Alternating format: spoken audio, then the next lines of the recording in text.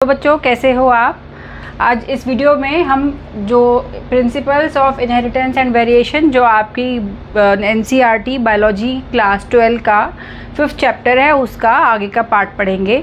हमने जो previous video था, आप प्लेलिस्ट से सारे वीडियोस देख सकते हैं, उसमें हमने मेंडल ने क्या क्या एक्सपेरिमेंट किए थे उसके बारे में पढ़ा था। उसका पहले मैं एक ब्रीफ डिस्कशन लूँगी इस वीडियो में, पहले एक क्विक रिवीजन, क्योंकि वो बहुत ही एक बेसिक चीज़ है और वो सबके कंसेप्ट्स बिल्कुल क्लियर होने चाहिए, तभी हमें आगे का समझने में फ़ायदा है। तो सबसे पहले तो मैं उसी का एक क्विक रिवीजन आपके लिए लूँगी, छोटा छोटा मोटी मोटी बातों को। दूसरा हम इसमें आगे देखेंगे कि फिर ये सब जब एक्सपेरिमेंट्स उन्होंने किए, जो उन्होंने ऑब्जर्वेशन बनाई, तो उनसे उन्होंने 2 प्रिंसिपल या 2 लॉज ऑफ इनहेरिटेंस, हम अभी इनहेरिटेंस की बात कर रहे हैं, है ना, हम अभी वेरिएशन की बात नहीं कर रहे हैं।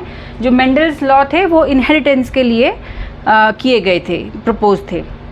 फिर उन्होंने 2 लॉज या प्रिंसिपल्स ऑफ इनहेरिटेंस बताए।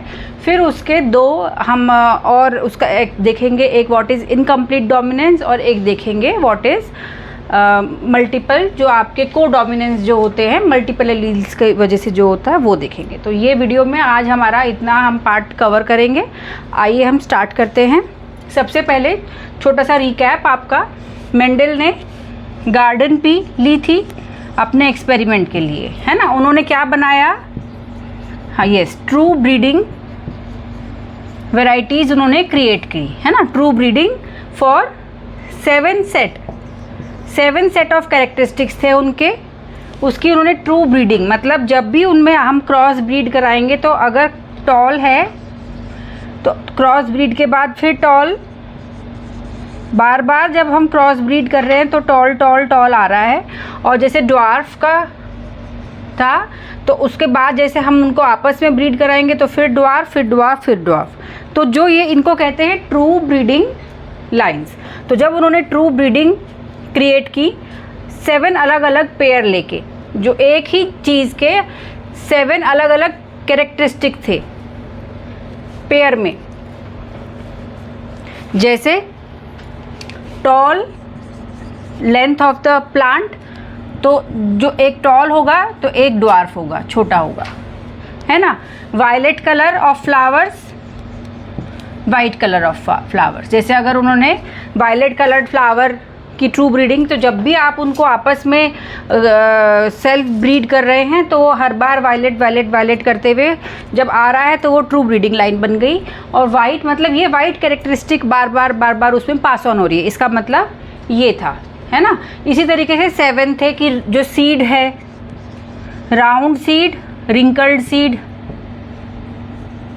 है ना। इस तरीके से 7 कैरेक्टरिस्टिक्स थे और वो पेयर में थे। एक टॉल है तो दूसरा ड्वार्फ है, इंटरमीडिएट उसमें से कुछ नहीं था कि मीडियम हाइट का, या वायलेट है तो वाइट है तो कॉम्बिनेशन या लाइट वायलेट या इस तरीके से नहीं था। Either it was violet coloured flowers और they were white coloured flowers, ठीक। तो ट्रू ब्रीडिंग लाइंस बनाने के बाद जब उन्होंने उनको क्रॉस किया, अब उन्होंने, जैसे हम लेंगे टॉल और ड्वार्फ का एग्जाम्पल, है ना। तो टॉल को जब उन्होंने क्रॉस किया ड्वार्फ से, ये एक ही कैरेक्टरिस्टिक के 2, एक ही आपके फीचर के 2 कैरेक्टरिस्टिक है, एक ही फीचर के लंबाई के 2 कैरेक्टरिस्टिक, एक लंबा ट्री, एक छोटा ट्री, टॉल एंड ड्वार्फ। उनको जब उन्होंने क्रॉस किया, अब ये ट्रू ब्रीडिंग लाइन बना ली, उसके बाद उन्होंने क्या किया, क्रॉस किया। क्रॉस करने के बाद जो नेक्स्ट उनकी जनरेशन आई, फाइलियल 1, उसमें कैसे थे सारे ट्रीज, उसके सारे प्लांट कैसे थे, all were toll. Yes, this is important. Dwarf का था वो छुप गया, दिस फीचर गॉट हिडन, छुप गया। क्यों छुप गया हम अभी आगे देखेंगे, ख़त्म क्यों नहीं हुआ वो हम आगे देखेंगे। हमने कहा छुप गया क्यों, क्योंकि जब उन्होंने फिर इन टॉल ट्रीज को आपस में क्रॉस कराया, जो फर्स्ट जनरेशन के थे, फाइलियल F1 जनरेशन के थे, उनको आपस में क्रॉस कराया, सेल्फ उनको क्रॉस कराया, तो सेकेंड जनरेशन आई F2। अब उन्होंने जो देखा, अगर 3 टॉल ट्रीज थे प्लांट तो 1 ड्वार्फ था, तो छुप गया था ना ये ड्वार्फ फीचर, ये बाद में सेकेंड जनरेशन में निकल के आया, छुप गया था, है ना। तो ये छुप गया यहाँ पे, फर्स्ट में छुप गया, केवल टॉल आए। लेकिन जब इन टॉल को आपस में उन्होंने सेल्फ क्रॉस किया, तो सेल्फ क्रॉस करने के बाद क्या मिला हमको जो नेक्स्ट जनरेशन मिली उसमें हमें एक 1/4 फीचर कौन सा मिला, जो फर्स्ट जनरेशन हमने जहाँ से स्टार्ट किया था वो वाला फीचर हमें यहाँ मिल गया।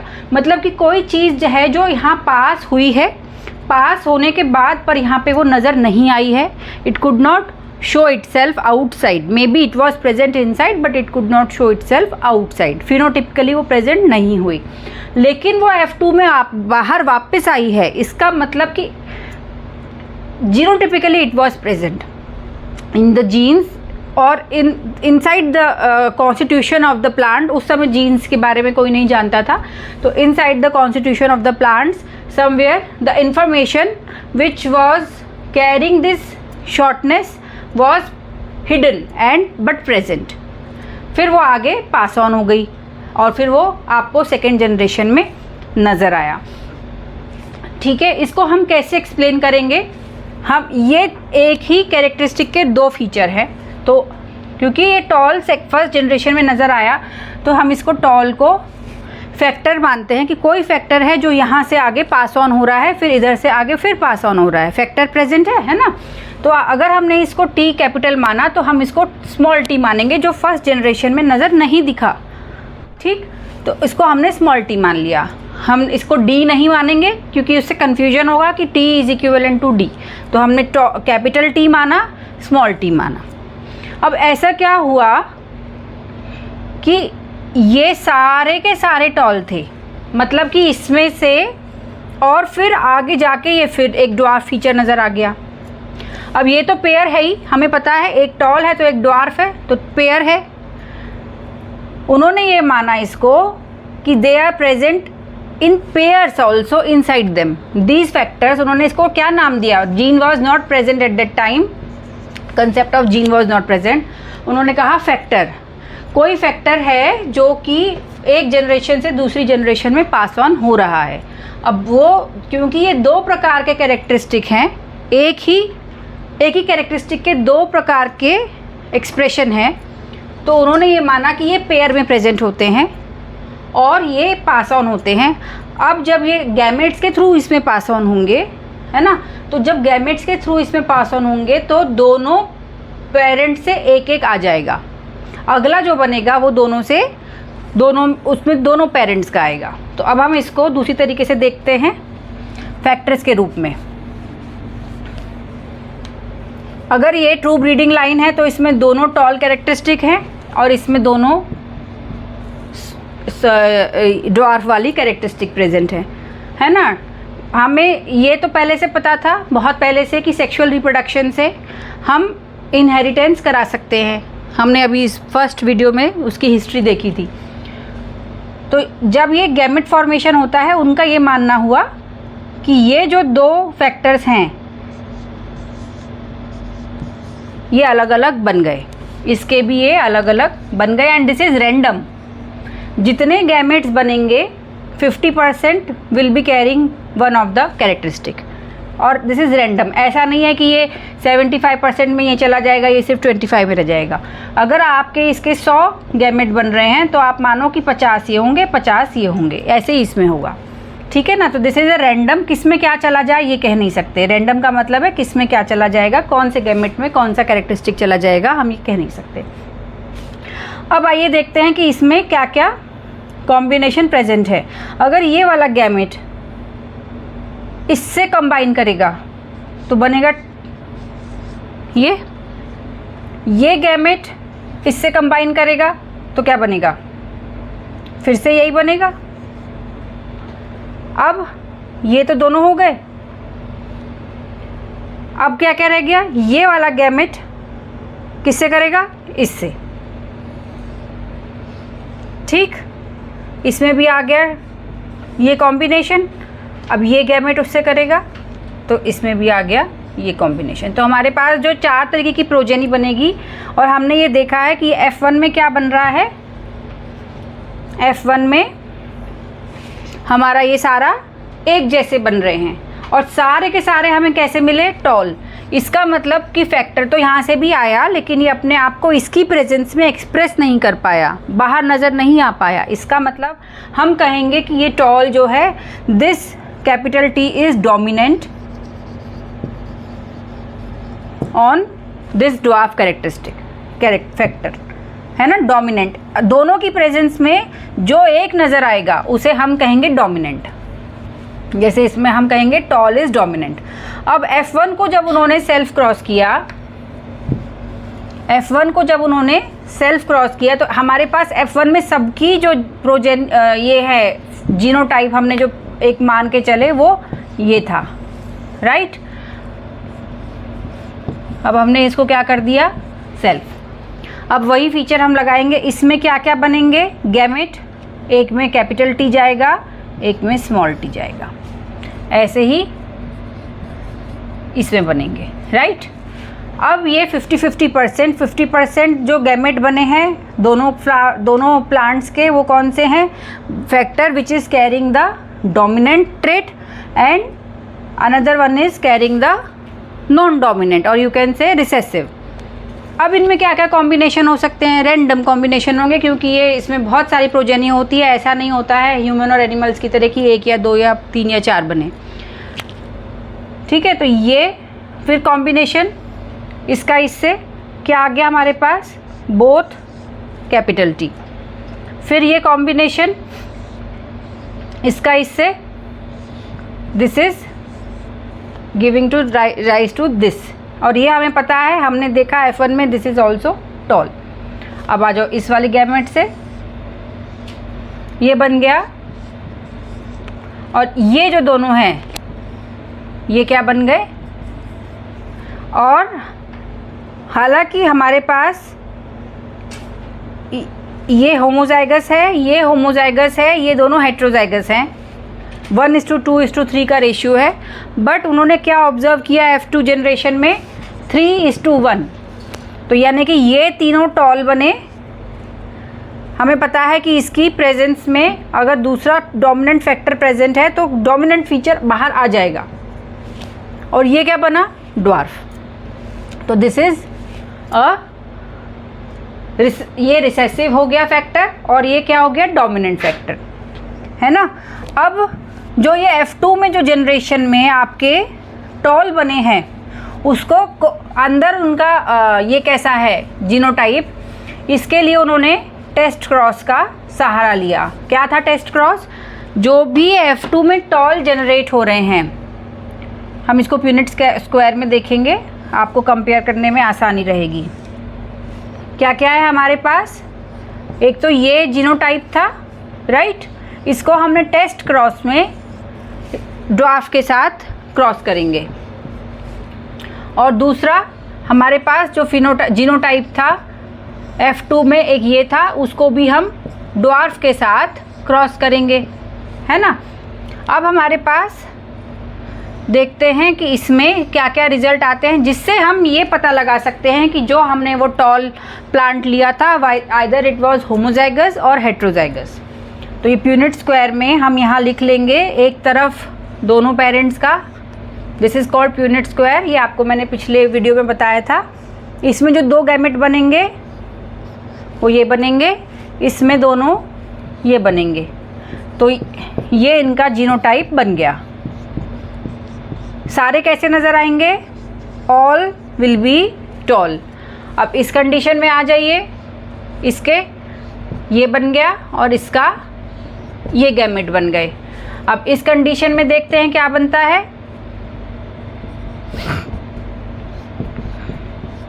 Yes, 50% will be tall and 50% will be dwarf. तो ये हमारे पास क्या आ गया, हेट्रोजाइगस। तो अब हम बता सकते हैं retrospectively we can tell, but केवल हम उसका आउटसाइड का देख के नहीं बता सकते, फिनोटाइप देख के नहीं बता सकते कि जीनोटाइप क्या है, बट टेस्ट क्रॉस के बाद हम रेट्रोस्पेक्टिवली बता सकते हैं कि इनके जीनोटाइप कैसे थे। Okay, this was all about test cross. इसी तरीके से उन्होंने ऑल 7 कैरेक्टरिस्टिक्स को स्टडी किया, बहुत सारी ऑब्जर्वेशन बनी। हमें पता है ये स्टडी 7 ईयर्स तक चली थी उनकी, और जो आपके ये इसमें एक इम्पॉर्टेंट बात और थी, he was the first person to have applied mathematics in biology, है ना। तो वो भी उस समय के लोगों को हजम नहीं हो रही थी, तो इनके जो ये कंसेप्ट उन्होंने जो दिए थे बहुत पहले दे दिए थे, लेकिन ये मानने बहुत सालों बाद हुए, करीब ऑलमोस्ट 4 और 5 डिकेड्स बाद इनके 4 डिकेड्स बाद इनके ये कंसेप्ट्स को मान्यता मिली। देखो, है ना, क्योंकि उनके ये इतना आप ये कहेंगे कि क्रांतिकारी टाइप से उन्होंने ऑब्जर्वेशन जो दी थी कि आधे लोगों ने उसको मानने से इनकार कर दिया, क्योंकि एक तो उन्होंने ये थियोरेटिकल पार्ट प्रूव किया, बट उनके पास मॉलिक्यूलर पार्ट में उसको एक्सप्लेन करने के लिए कुछ नहीं था। उन्होंने केवल मैथमेटिक्स अप्लाई करी थी इन ऑब्जर्वेशंस पे और उसके हिसाब से इनको बताया था। इसमें ये जो फॉर्मूला था और इन्होंने क्या बाद में पता चला कि जो मेंडल ने ये फैक्टर्स बताए हैं, what were they are nowadays called as genes, and we all know this is an MCQ part. What is a gene? It is the unit of inheritance. It can come as an MCQ that gene is a unit of inheritance. ठीक है, तो अब इन्होंने जो formula लगाया था AX plus BY square का है, ये आपकी बुक में भी लिखा हुआ है। जिनके पास मैथमेटिक्स है वो इनको आसानी से समझ लेंगे। वैसे 10th तक की मैथमेटिक्स भी आप इस पे अप्लाई आराम से कर सकते हैं। तो जब आपका AX, एक के जो गैमेट बने दूसरे के जो गैमेट बने उसके जो नतीजे निकल के आएंगे, तो हमारे पास जो फर्स्ट टेस्ट क्रॉस था तो हाफ कौन सा बना? T, राइट, प्लस इसका क्या है? हाफ T, इसका स्क्वायर। जब हम इसका स्क्वायर खोलेंगे तो हमारे पास वही आ जाएगा 1/2, दिस इज 1/4, 1/2 और 1/4। ठीक, जो इसका जीनोटाइप है। ठीक है, और क्योंकि जीनोटाइप में एक डोमिनेंट है दूसरे की प्रेजेंस में, जो एक अपने आप को बाहर प्रस्तुत करता है उसको डोमिनेंट कहते हैं, तो हमारा ये 1/4 3:1 को हम रेशियो को एक्सप्लेन कर सकते हैं। तो उन्होंने जो principle of laws of inheritance और लॉ ऑफ डोमिनेंस जो दिए थे वो क्या थे?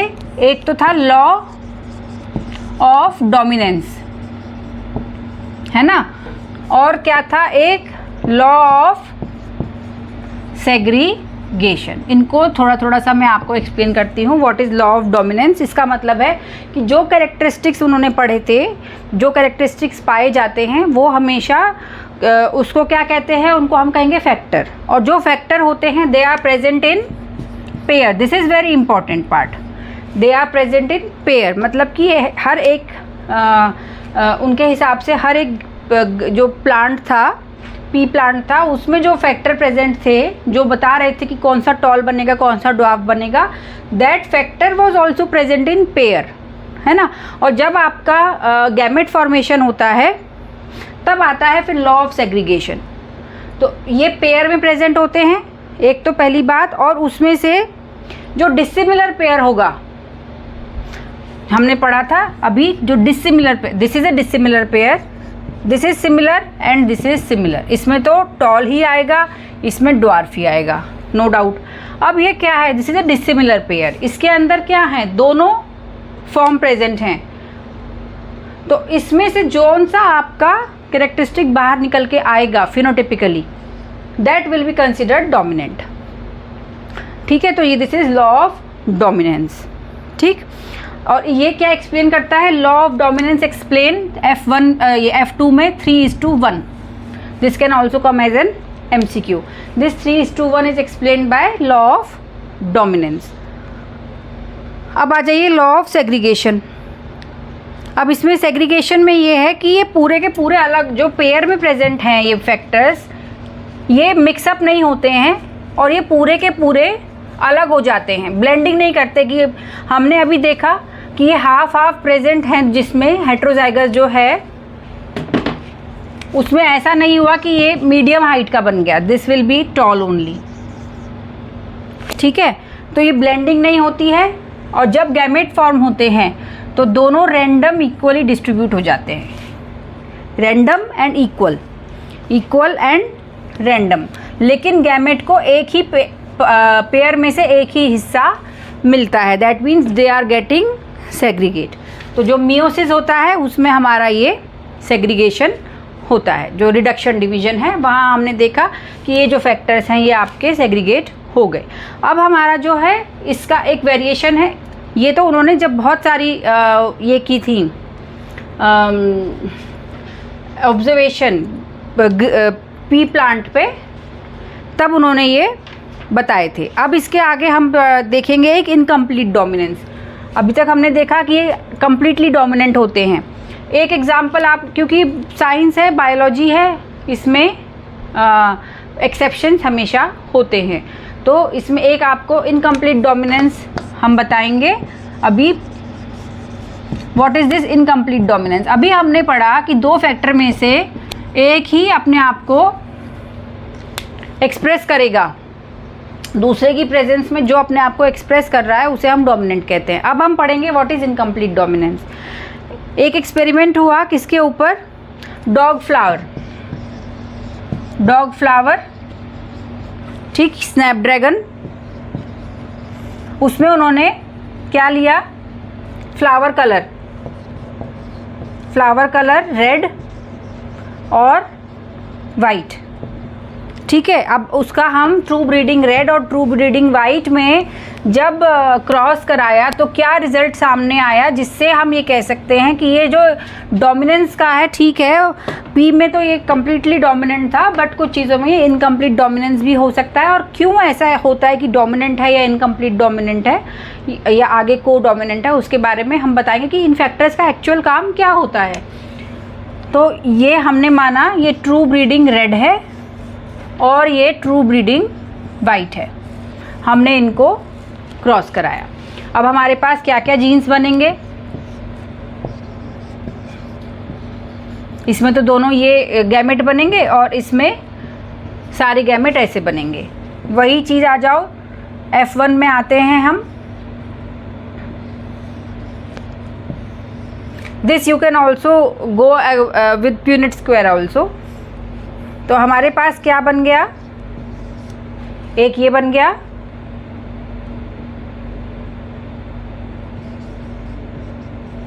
एक ये आया।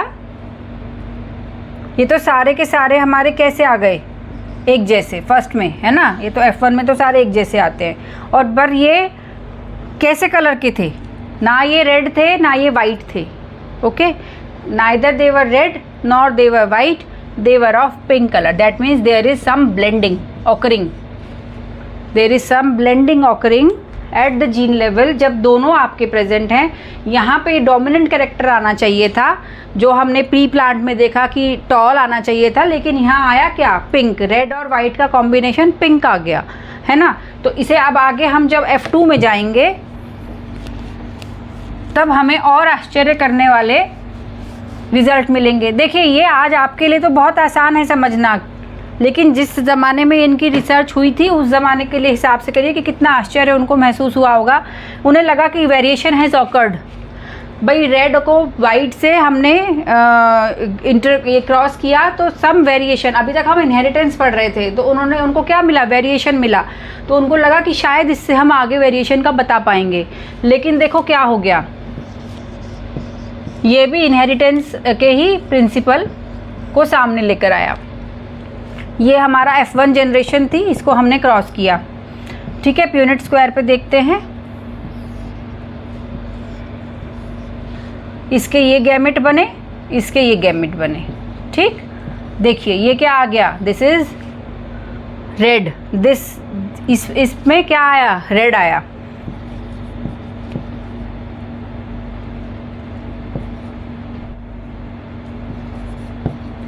और इसमें आया वाइट। और ये दोनों क्या आए? दे वर सिमिलर टू F1। तो इसमें आया जो कॉम्बिनेशन जो हमारा 3:1 आता था डोमिनेंट एंड रिसेसिव का, इसमें आया 1:2:1। मतलब जो इनके पेरेंट कैरेक्टरिस्टिक थे फर्स्ट जनरेशन जहाँ से हमने स्टार्ट किया था, एक रेड आ गया बाहर फिर से, मतलब फिर वो इनहेरिट हो गया है, वेरिएशन नहीं हुआ है, इनहेरिट ही हुआ है वो। इसमें क्या आया, वाइट, और ये क्या आया, पिंक, है ना। तो जो उनका जीनोटाइप था उसी हिसाब से, उसी रेशियो में उनका फिनोटाइप भी आ गया। तो this was all about inheritance only. वही फैक्टर आपके जो फर्स्ट पेरेंट थे उनसे F1 में आया, F1 से F2 में आया, और जब वो F2 में आया तो उसमें जो फर्स्ट वाले जो कैरेक्टर थे वो भी निकल के आ गए, वो फैक्टर फिर इनहेरिट हो रहे हैं। और पिंक, अब ये पिंक क्यों आ रहा है ये हम समझेंगे जब हमने ये पढ़ा। अब हमने ये माना कि जो फैक्टर हैं they govern the characteristic, okay, and they are passed from one generation to another. Factors govern characteristic, ठीक, कि टॉल होगा या ड्वार्फ होगा या वाइट कलर के फ्लावर होंगे या रेड कलर के फ्लावर होंगे, factor they govern the characteristics. अब इसमें हम ये मानते हैं, हमने मेंडल्स लॉ से माना कि ये क्या हो रहे हैं, they are showing dominance and they are showing also this thing segregation. तो सेग्रीगेशन हुआ, ये हमने इस रेड और जो स्नैपड्रैगन का और इसका है रेड और वाइट का हमने देखा, सेग्रीगेशन हुआ, फिर से वही कॉम्बिनेशन बन गए जो फर्स्ट उसमें थे। फैक्टर है, अब ये फैक्टर पेयर में है, factors are present in pair. अब ये जो पेयर है, फैक्टर का काम क्या है, फैक्टर का उन्होंने माना काम कि वो डायरेक्ट कुछ नहीं कर रहा है, फैक्टर का काम है कुछ अंदर किसी मेटाबॉलिक प्रोसेस में ये हेल्प करता है। कुछ इन्फॉर्मेशन है इसके पास जो मेटाबॉलिक प्रोसेस को ऑल्टर कर सकता है। अब ये जो मेटाबॉलिक प्रोसेस है, मान लो ये कोई एंजाइम सिंथेसाइज कर रहा है किसी रिएक्शन के लिए,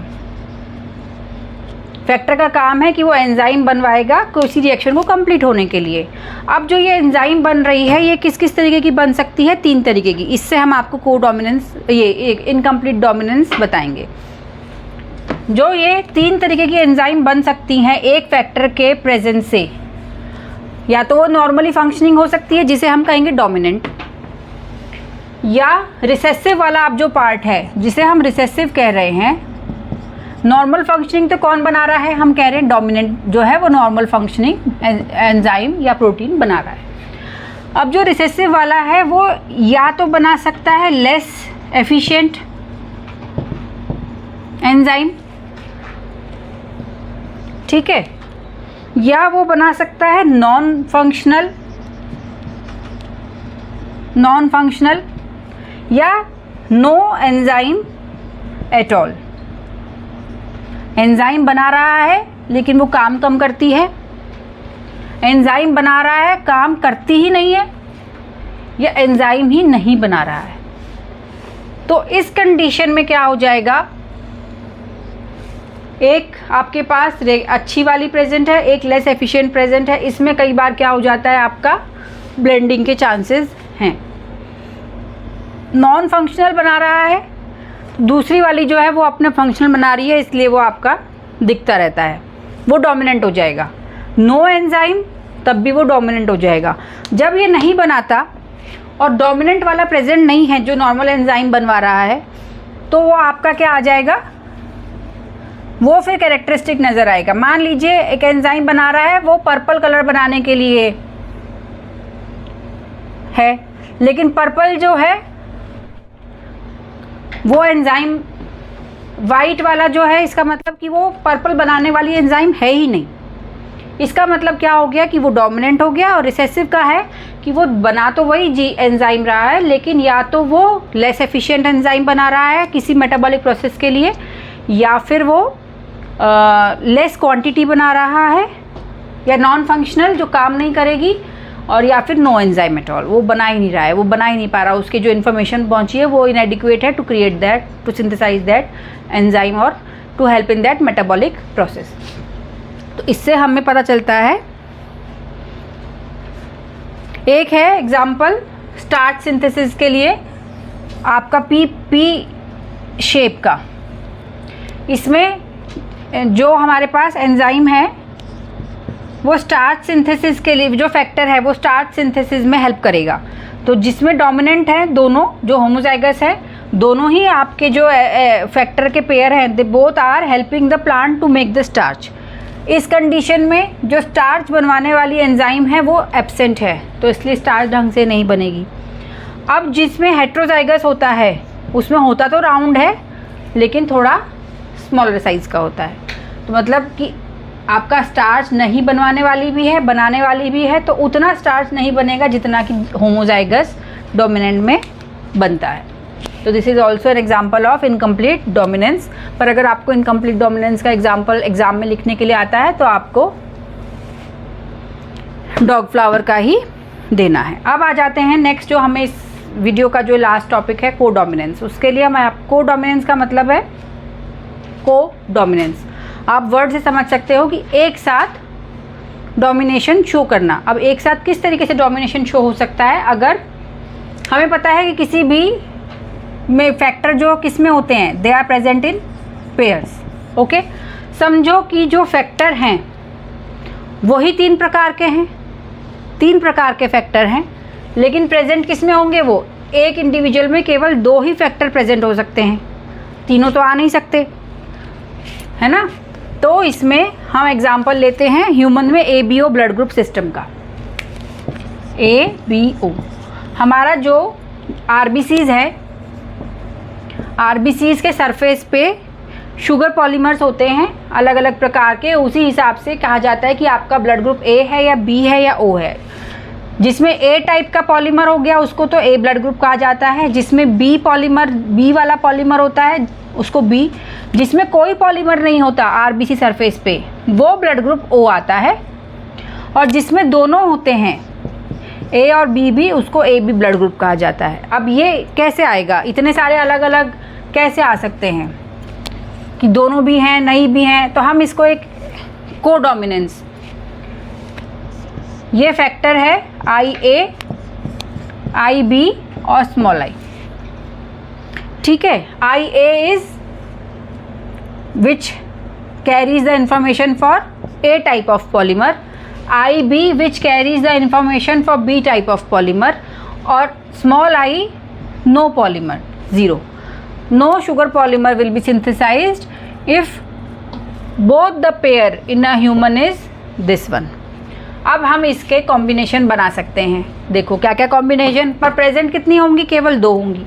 तो ये A और B जो हैं they are codominant. How? Now let us see. अगर हमारे पास में IA स्मॉल i के साथ है तो हमारा ब्लड ग्रुप होगा A, ठीक। हमारा ये जीनोटाइप है, ये फिनोटाइप है। This IB